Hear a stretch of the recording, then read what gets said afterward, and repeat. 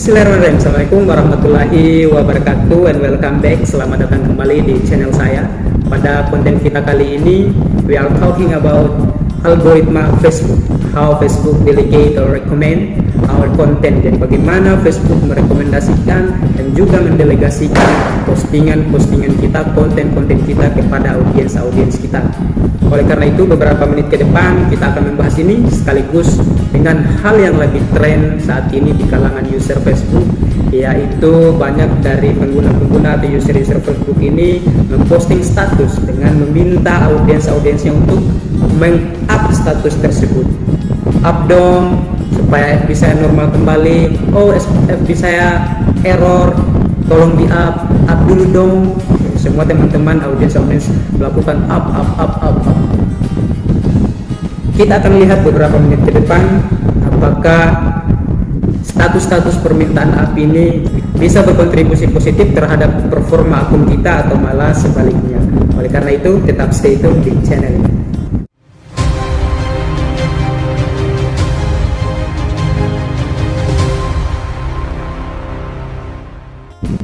Well, jadi teman-teman, sebagaimana juga akun-akun platform yang lain seperti halnya TikTok, kemudian YouTube dan lain-lain, Facebook juga memiliki algoritma tersendiri. Algoritma itu yang dimaksud algoritma adalah cara kerja atau kemauan Facebook itu sendiri. Jadi penting untuk kita semua memahami dan mengetahui cara kerja Facebook agar status-status atau postingan-postingan kita atau konten-konten yang kita upload di Facebook ini bisa direkomendasikan atau dengan kata lain sesuai dengan algoritma Facebook ini. Kita akan membahas ini sekaligus saya akan memberikan beberapa trik berdasarkan pengetahuan saya. Ada berbagai macam referensi yang kita bisa baca melalui beberapa situs tentang cara kerja atau algoritma Facebook ini. Tapi teman-teman tidak usah membaca panjang lebar. Di sini saya sudah menyajikan kepada teman-teman semua beberapa rangkuman yang menjadi garis besar dari algoritma Facebook yang pasti terbaru 2021. Oke, namun sebelum kita ke tips dan triknya, kita intip dulu data statistik Facebook. Di sana disajikan bahwa Facebook ini masih menjadi platform media sosial yang paling banyak digunakan dengan hampir 2,4 miliar pengguna aktif setiap bulan. Ini gila, ini jumlah yang sangat besar, jumlah yang fantastik sekali. 2,4 miliar ini semuanya manusia loh, bukan alien. Jadi potensi pasar jika kita melakukan bisnis di media sosial khusus di Facebook ini sangat berpotensi besar.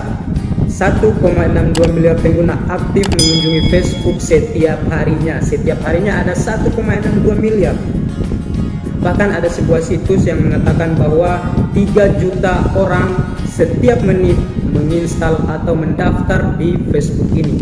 Ini betul-betul memberikan kita peluang yang sangat besar untuk memperkenalkan produk-produk atau bisnis kita kepada audiens atau user-user Facebook yang lainnya.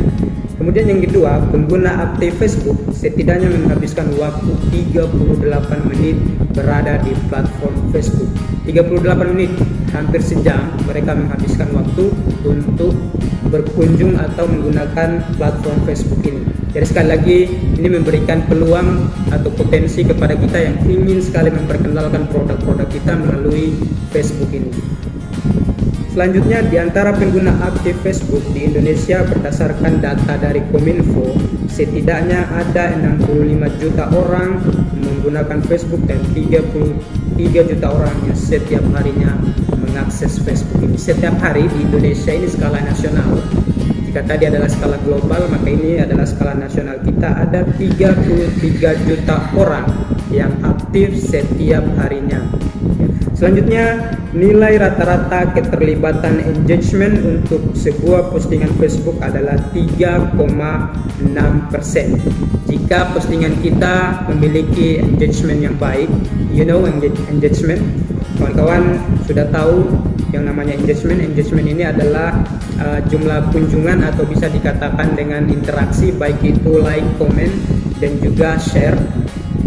Ini termasuk engagement. Jadi dia memiliki persentase nilai rata-rata sebesar 3,6%. Selanjutnya, nilai rata-rata keterlibatan engagement untuk sebuah postingan video di Facebook adalah 6,13. Jadi untuk algoritma Facebook terbaru ini, Facebook lebih menyukai atau lebih merekomendasikan konten-konten atau postingan-postingan yang berisi tentang video dengan caption-caption yang tentu memiliki relevansi atau korelasi dengan video yang diupload tersebut.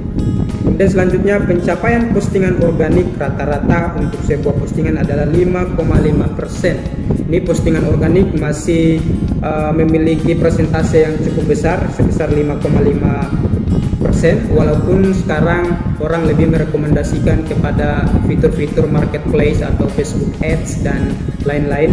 Tetapi kita tidak bisa memungkiri juga, di sini dikatakan bahwa postingan organik ini masih sangat besar pengaruhnya, yaitu sebesar 5,9%. Jadi bagi kawan-kawan yang belum mengerti bagaimana caranya melakukan Facebook Ads, karena ini juga berbayar, dan kita yang belum memiliki budget yang cukup, kita bisa memaksimalkan Facebook organik kita karena presentasenya lumayan besar. Jadi tentu kita masih bisa mengoptimasi bisnis kita melalui akun organik kita. Selanjutnya, traffic tertinggi terjadi pada postingan yang diposting di pertengahan pekan antara Rabu dan Kamis dan antara jam 11 dan jam 2 siang. Jadi ini juga rekomendasi dari Facebook jika kawan-kawan ingin memposting sebuah konten agar diprediksi postingannya ramai pengunjung atau interaksinya banyak, atau dengan kata lain di sini bisa meningkatkan engagement tersebut, kita harus memiliki pemahaman tentang waktu-waktu krusial yang direkomendasikan oleh Facebook itu sendiri. Di sini direkomendasikan untuk di harinya itu adalah di pertengahan pekan, Rabu dan Kamis. Kemudian jamnya atau waktunya di jam 11 dan juga jam 2 siang. Mungkin karena waktu ini adalah waktu-waktu yang senggang, orang mungkin terlepas dari kesibukannya, orang sudah agak longgar sedikit dari kesibukan kantor, sehingga mereka mungkin menyempatkan untuk mengakses platform Facebook ini. Itu adalah data statistik dari Facebook. Kita lanjut kepada tips dan triknya. Ini adalah hasil rangkuman dari beberapa situs. Kita sederhanakan menjadi 10 poin penting yang harus teman-teman pahami terkait dengan algoritma atau cara kerja Facebook ini. Yang pertama adalah postingan kita harus berkualitas. Kita harus membuat postingan-postingan yang berkualitas. Jadi kawan-kawan perlu ingat, yang namanya berkualitas ini tidak muluk-muluk, sebenarnya tidak perlu harus ring atau ganteng. Yang penting simple saja, bisa diterima oleh audiens. Kemudian trik yang kedua, harus menstimulasi percakapan atau komentar. Jadi diusahakan konten kita atau postingan kita adalah postingan yang diprioritaskan untuk memancing audiens untuk bisa berkomentar atau meluangkan ide-ide mereka di status atau di postingan kita tersebut. Tapi harus diingat, komentarnya bukan asal komentar ya, tapi komentar yang konstruktif, yang bernilai dan memiliki kualitas. Maksudnya adalah komentar ini adalah komentar yang berkesinambungan, seperti misalnya kita memposting sebuah masalah. Nah, di komen-komen tersebut audiens kita berkomentar untuk memberikan ide-ide mereka atas masalah yang kita posting. Jadi ada kesinambungan, ada solusi yang ditawarkan melalui percakapan-percakapan tersebut. Jadi kalau untuk komentar up masuk kagak ya? Nanti kita bahas lebih lanjut di poin-poin selanjutnya. Kemudian yang ketiga, pandai-pandailah agar audiens bisa include dalam postingan Anda. Ini memiliki korelasi dengan poin 2. Jadi kita harus menstimulasi percakapan sehingga mereka bisa ikut include, meluangkan ide-ide mereka atau jawaban-jawaban mereka pada postingan kita. Karena dengan intensnya sebuah interaksi di Facebook, di postingan-postingan kita, maka Facebook akan mendeteksi bahwa postingan ini adalah postingan yang penting untuk direkomendasikan kepada audiens yang lain, dengan cara postingan kita tersebut akan muncul di newsfeed di setiap audiens kita membuka platform Facebook tersebut. Dia akan terus muncul di berita utama. Ini adalah cara kerja atau rekomendasi Facebook agar bisa memancing algoritma Facebook itu sendiri. Oke, dan trik yang keempat, pastikan menjawab semua komentar. Jadi kawan-kawan semua, pastikan kawan-kawan semua menjawab semua komentar yang ada pada postingan kawan-kawan sekalian, baik komentar-komentar yang bersifat membangun ataupun komentar-komentarnya para haters. Jadi dijawab saja, karena ini bisa memancing algoritma Facebook untuk mendelegasikan postingan kita tersebut. Semakin lama kita mempertahankan percakapan di postingan kita tersebut, maka Facebook akan mendeteksi bahwa postingan kita patut atau layak untuk direkomendasikan kepada user-user atau audiens yang lain. Yang kelima, jangan sebarkan link eksternal. Jangan sebarkan link-link dari di luar Facebook seperti YouTube dan juga link-link yang lain. Kita bisa melihat di beberapa postingan kita, saya sendiri di postingan saya, kalau membagikan link YouTube itu sangat sepi pengunjung karena memang algoritma Facebook tidak menyukai hal ini. Jadi kawan-kawan hindari untuk memposting link-link eksternal seperti link-link YouTube dan lain-lain, karena Facebook lebih menyukai konten yang original dan juga autentik. Kemudian tips yang keenam, hindari memancing engagement.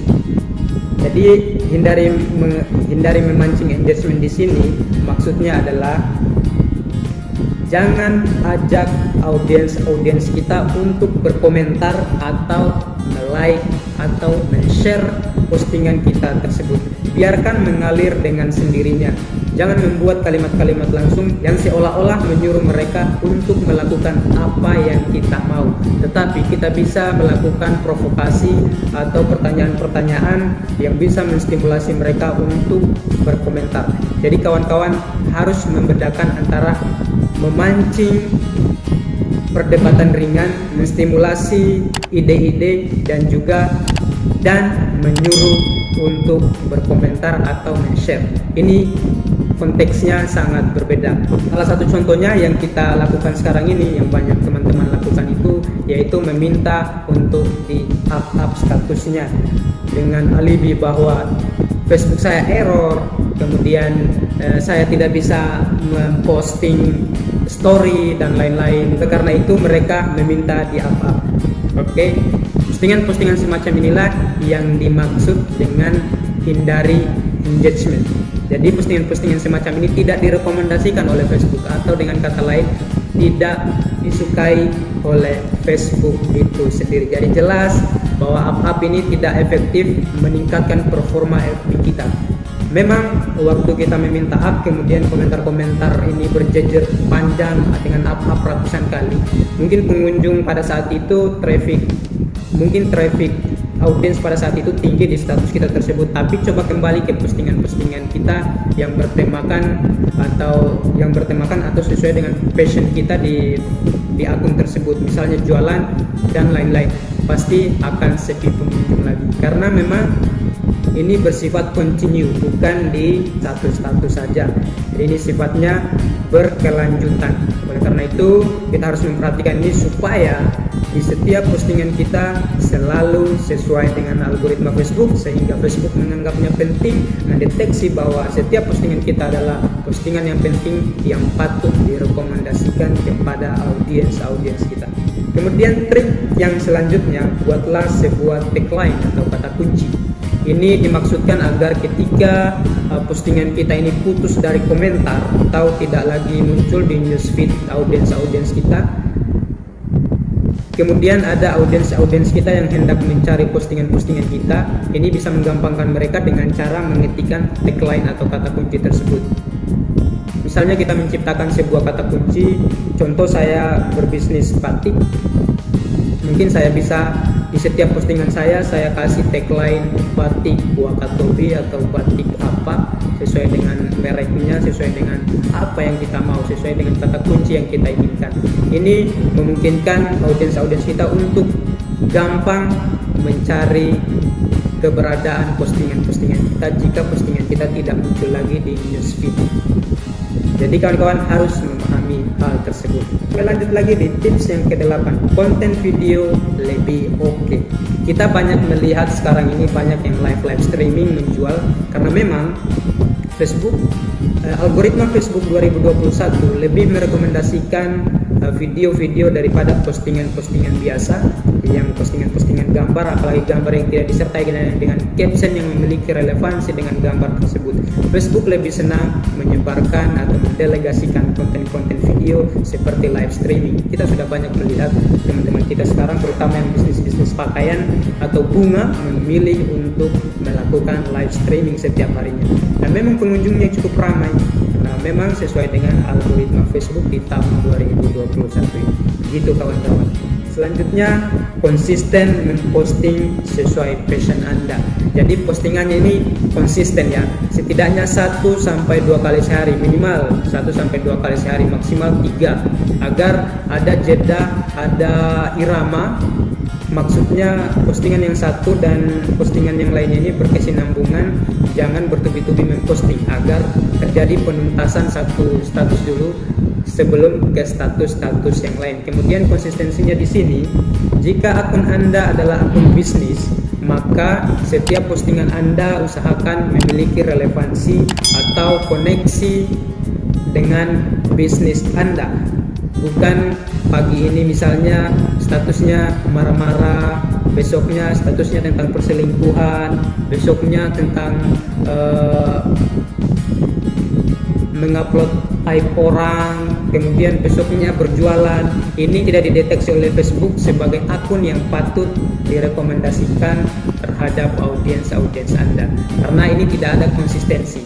Jadi untuk kawan-kawan yang serius berbisnis online melalui akun organik Anda, saran Facebook adalah konsisten sesuai dengan passion atau sesuai dengan bisnis yang kita geluti pada akun tersebut.